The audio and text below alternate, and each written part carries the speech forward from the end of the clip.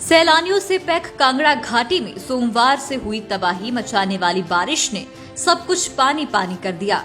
इस घटना से करोड़ों रुपए का नुकसान हुआ है। जान माल का नुकसान ही नहीं, हिमाचल के पर्यटन कारोबार पर भी बड़ा असर हुआ है।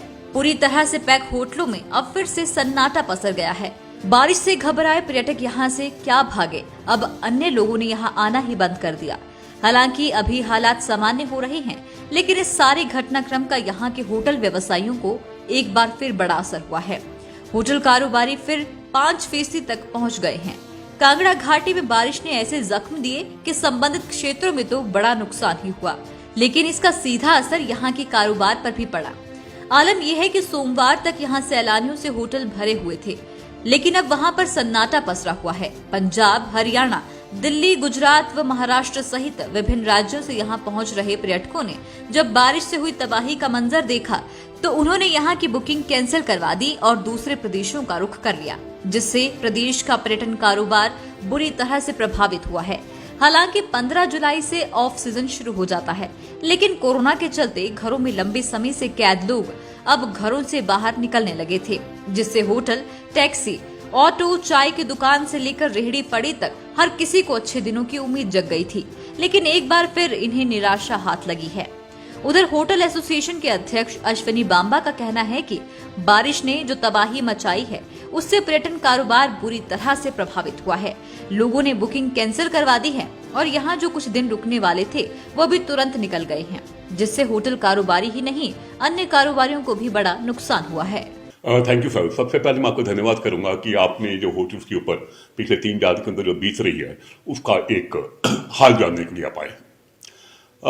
देखिए, आप जिस दिन 10 और 11 और 12 तारीख को जो भागफू नाग में और जहाँ नीचे शीला में और जहाँ कैथड़ू में और जहाँ बो में जो भी एक भारी बरसात के कारण जो एक हमारे नदियाँ नाले तो तूफान पे आए और उस कारण जो हमारे कुछ घर और कुछ दुकानें उनको नुकसान हुआ।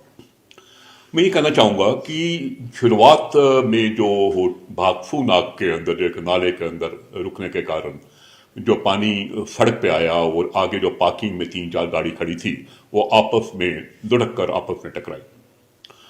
लेकिन जो एक सोशल मीडिया में दिखाया गया, सोशल मीडिया में ये दिखाया गया कि क्लाउड बर्स्ट हो गया और साथ में एक विजुअल दिखाया जा रहा था भागफू नाग की पार्किंग का और दूसरा विजुअल दिखाया जा रहा है गज प्रोजेक्ट का, कि जैसे गज ये एक समुंदर है, बहुत बड़ा नदी है और जो यहीं पर है वो ये सारा बह गया है। और इस पर इतनी नेगेटिव पब्लिसिटी हुई कि लोग इतने सहम गए, इतने डर गए, जो कि पूरे इस एरिया में अपर धर्मशाला में खास ठहरे हुए थे, कि देखते ही देखते चंद मिनटों के अंदर पूरा का पूरा एरिया खाली हो गया। और दोपहर को होते होते क्या हुआ कि कुछ बिल्डिंगें शायद को जापान की हैं, अफगानिस्तान की हैं, वो भी भागफू नाग से जोड़कर दिखाया गया। बड़ा ही गलत एक मैसेज किया है। ये बताने की कोशिश की गई है, एक सेंसेशन क्रिएट करने की कोशिश की गई है कि ये सारा का सारा एरिया फ्लड हो गया है। सर, कितना करोड़ का नुकसान हुआ है? अरे कम से कम 500 करोड़ रुपए का, कम से कम 500 करोड़ रुपए का इस 2-3-4 दिन का नुकसान हुआ है। ये नुकसान क्या हुआ है कि वो जो लोग ठहरे हुए थे वो तो 90% 4 बज के बजते सारे निकल गए। नेक्स्ट डे 99% कैंसलेशन हुई और अगले जो कल वीकेंड है, देखिए आप, आज फ्राइडे है, आज खाली पड़ा है। 99% कैंसलेशन हो गई है। वो आज की नहीं, अगले हफ्तों की भी कैंसलेशन हो गई है। इवन जो 21-22 का जो वीकेंड है वो भी खाली हो गया है, उससे अगला भी खाली हो गया है। सर, कहाँ से बुकिंग हुई थी? ये देखिए, बुकिंग जो थी ये मेनली पंजाब की थी। उसके बाद ये जो पिछले हफ्ते ही शुरू हुआ था, हमारा दिल्ली शुरू हो गया था, हमारा एमपी का एरिया शुरू हो गया था, यूपी शुरू हो गया था, इवन हमारे महाराष्ट्र से मूवमेंट शुरू हो गई थी, लेकिन सब तबाह करके रख दिया। सर, इस बारे में प्रशासन से आपने बात की सर? देखिए, हमने प्रशासन से तो 3 दिन पहले मेरी डीसी साहब से बात हुई थी। हुआ क्या था कि मैक्लोडगंज के अंदर हमारे होटल स्प्रिंग वैली के ही कोई टूरिस्ट को रोक दिया गया था। पुलिस पर्सनल ड्यूटी ने बोला कि हम आगे नहीं जा सकते, डिस्ट्रिक्ट एडमिनिस्ट्रेशन का ऑर्डर है। तो मैंने इमीडिएटली आई कॉल्ड डीसी साहब, और डीसी साहब ने, वहीं एसपी साहब बैठे हुए थे, उन्होंने पूछा कि ऐसा कुछ इंस्ट्रक्शन तो नहीं है। तो उन्होंने बोला ऐसी कोई इंस्ट्रक्शन नहीं। खैर, डीसी साहब ने इंस्ट्रक्शन दी यहाँ पर, तो इमीडिएटली टूरिस्ट को बहाल किया गया। लेकिन रात को, उसी रात को, परसों को रात को 10-10:30 बजे मुझे फिर फोन आया ऊपर से मैक्लोडगंज से कि टूरिस्ट को रोका जा रहा है। तो ये बड़ा ही गलत मैसेज आ रहा है। मैं आज डीसी साहब से मिलना चाह रहा था, लेकिन आज मुझे पता चला डीसी साहब फील्ड पर हैं, तो आज नहीं मिल पाएंगे। हम कल डीसी साहब से मिल रहे हैं इस सारे के अंदर, और कल हम पूरे ही जो एक प्रेस कॉन्फ्रेंस भी करने जा रहे हैं कल। प्रेटको को क्या मैसेज देना चाहिए? हम प्रेटको ये मैसेज देना चाह रहे हैं कि पूरा का पूरा एरिया 100% सेफ है, कोई ऑब्स्ट्रक्शन नहीं है, कोई लैंडस्लाइड नहीं है। वो बेझिझक हिमाचल के अंदर आ सकते हैं, मैक्लोडगंज जा सकते हैं, बाकुना जा सकते हैं, कोई डरने की जरूरत नहीं है।